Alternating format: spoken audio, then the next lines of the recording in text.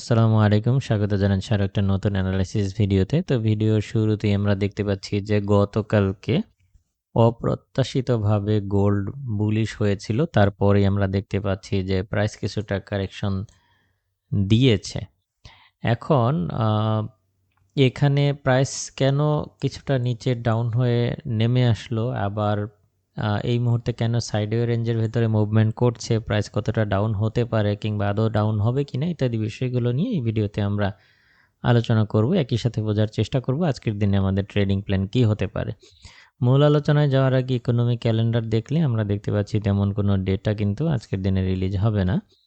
তো আজকের দিনে তেমন কোনো ডেটা রিলিজ না হলেও যারা আমার টেলিগ্রাম চ্যানেলের সাথে কানেক্টেড রয়েছেন তারা নিশ্চয়ই জেনে থাকবেন যে আমি ইতিমধ্যেই নিউজ শেয়ার করেছি যে গাজায় একটা ৬০ দিনের যুদ্ধবিরতি কার্যকর হতে পারে। এই বিষয়ে ইসরায়েল হচ্ছে তাদের মতামত প্রকাশ করেছে বা কিংবা ইসরায়েল এই চুক্তিটা মেনে নিয়েছে যে ৬০ দিনের যে চুক্তিটা রয়েছে ডোনাল্ড ট্রাম্পের তরফ থেকে কিংবা মধ্যস্থতাকারী কাতার বা মিশর ওরা মধ্যস্থতা করতেছে।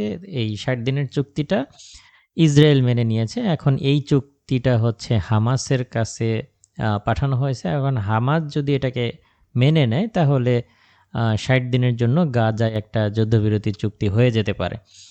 তো এই সমস্ত বিষয় এখন একদিকে হচ্ছে এই ধরনের যুদ্ধবিরতি চুক্তির নিউজ আসতেছে, আবার হচ্ছে ডোনাল্ড ট্রাম্পের শুল্ক নীতি নিয়ে আবার নতুন করে নাটক শুরু হয়েছে গত ২ দিন যাবৎ।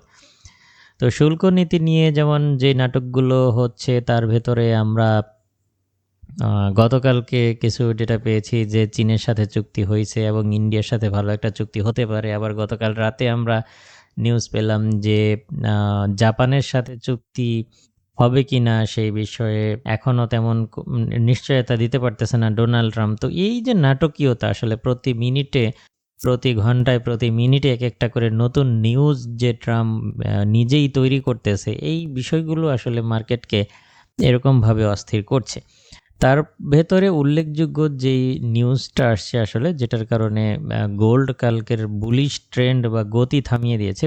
এই যে বুলিশ হচ্ছিল আমরা জানি যে কোনো প্রকার নিউজ-টিউজ ছিল না, বাট সারাদিনই একতরফাভাবে প্রত্যেকটা ক্যান্ডেল বুলিশ। এটা হয়েছিল মূলত মার্কিন রাজস্ব ঘাটতি নিয়ে কিছু ডেটা বা কিছু নিউজ আসছিল।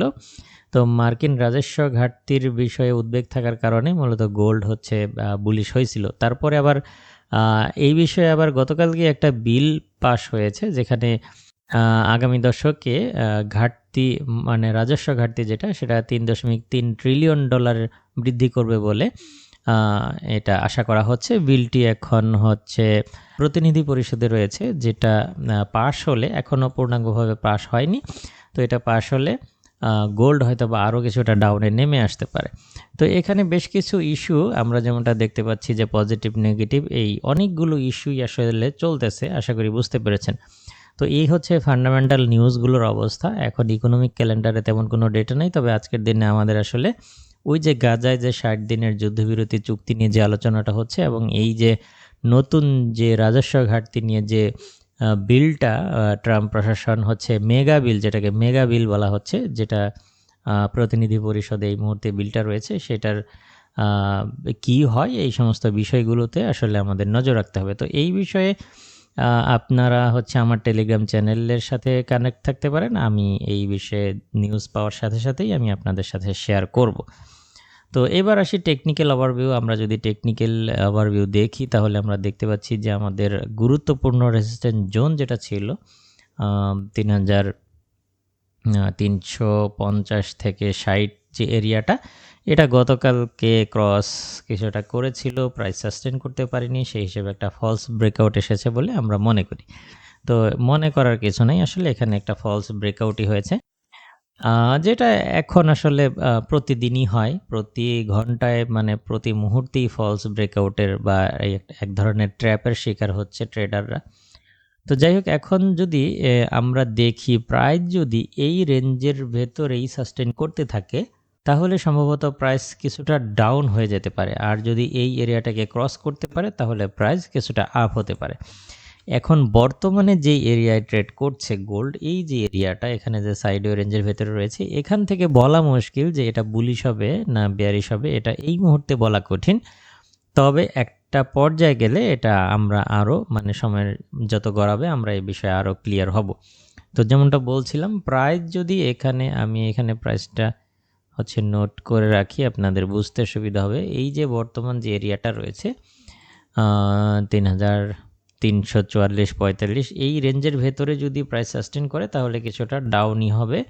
আর যদি এই এরিয়াটাকে ক্রস করে অর্থাৎ 3360-62 এই লেভেলটাকে যদি ক্রস করতে পারে, এই যে 3360-62 এই লেভেলটাকে যদি ক্রস করতে পারে তাহলে প্রাইস বুলিশ হয়ে 3386-র দিকে বুলিশ ট্রেন্ড শুরু করবে। তো সেই হিসেবে আমরা যেটা করতে পারি, যদি এখানে প্রাইস ডাউন হয় তাহলে নিচের দিকে ডাউন হলে 3320 পর্যন্ত ডাউন হতে পারে। তো এখানে আপনারা খেয়াল রাখবেন, এখান থেকে প্রায় যদি এই সাইডওয়ে রেঞ্জটাকে যদি ক্রস করে, যেমন এখানেও ক্রস করার চেষ্টা করেও একটা ফলস ব্রেকআউট দিয়েছে, তারপরেও যদি ঠিকঠাকভাবে ক্রস করে তাহলে প্রাইস কিছুটা নিচের দিকে নেমে আসবে।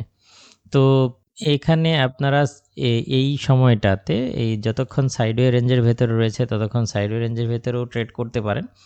আবার যদি ক্রস করে তাহলে নিচের দিক থেকে সেল নিয়ে 3320 পর্যন্ত সেলের দিকে থাকতে পারেন, এবং 3320-এর আশেপাশে পেয়ে গেলে এখান থেকে বাইয়ে থাকতে পারেন। এখান থেকে যদি বাইয়ে থাকেন তাহলে স্টপ লসটা 3320-এর নিচেই ব্যবহার করবেন, 3315 বা এর আশেপাশে। এবং হচ্ছে যদি 3360-62 ক্রস করে তাহলে এই 3360-এর উপর থেকে রিটেস্টের সাথে বাই করবেন। সেই ক্ষেত্রে প্রাইস 3386 বা 70-এর আশেপাশে চলে আসবে। তো এই হচ্ছে মোটামুটি আজকের ট্রেডিং প্ল্যান। আমি আবারও বলছি, যতক্ষণ সাইডওয়ে রেঞ্জের ভেতরে রয়েছে ততক্ষণ আপনারা নিজ দায়িত্বে বাই সেল করতে পারেন। যদি এই সাইডওয়ের রেঞ্জটাকে যদি ক্রস করতে পারে তাহলে প্রাইস কিছুটা নিচে নেমে 3320-কে টেস্ট করবে, এখান থেকে পেয়ে গেলে বাইয়ে থাকতে পারেন, অথবা রিটেস্টের সাথে 3360 যদি ক্রস করে এই 60-এর উপর থেকে বাইয়ে থাকতে পারেন। 3386, 70, 77-এর এরিয়ায় পেয়ে গেলে এই দিকটা থেকে সেল করতে পারেন, এই দিকটা থেকে সেলে থাকতে পারেন 3370 বা 80-র আশেপাশে। তো এই রেঞ্জ থেকে সেলে থাকতে পারেন। আজকের দিনে বেস্ট সেলিং জোন হবে এইগুলো এবং বেস্ট বাইং জোন হবে এইটা। বর্তমান যে পজিশনে রয়েছে এখান থেকে ট্রেডিং কিছুটা ঝুঁকিপূর্ণ, তবে আপনারা চাইলে নিজ দায়িত্বে করতে পারেন খুব সতর্কতার সাথে। আশা করি বুঝতে পেরেছেন। এই সেটআপ অনুযায়ী আপনারা আপনাদের ট্রেডগুলো খুব সুন্দরভাবে ম্যানেজ করবেন, এই প্রত্যাশায় আজকের ভিডিও এখানেই শেষ করছি। দেখা হবে নেক্সট ভিডিওতে। আল্লাহ হাফেজ।